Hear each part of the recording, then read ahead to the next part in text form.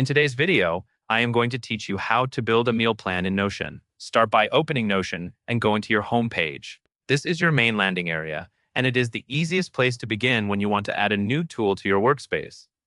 From the left side navigation, find and click Marketplace. The Marketplace is where Notion hosts templates that can save you a lot of setup time, especially for recurring systems like meal planning. Once you are in the Marketplace, go to the search bar and type the word highlight.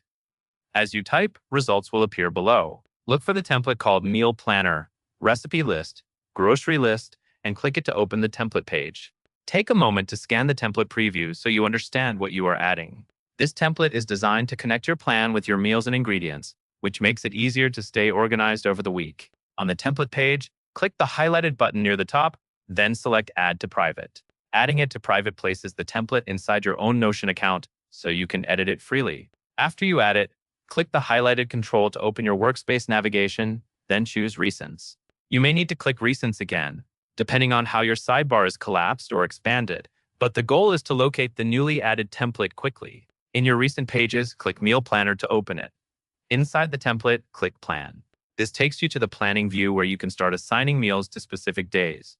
Click the highlighted area in the planner, then click Monday. This selects that day so you can review or set what you plan to eat. Next, click the highlighted area again and click Wednesday so you can move through the week and confirm different days in your plan.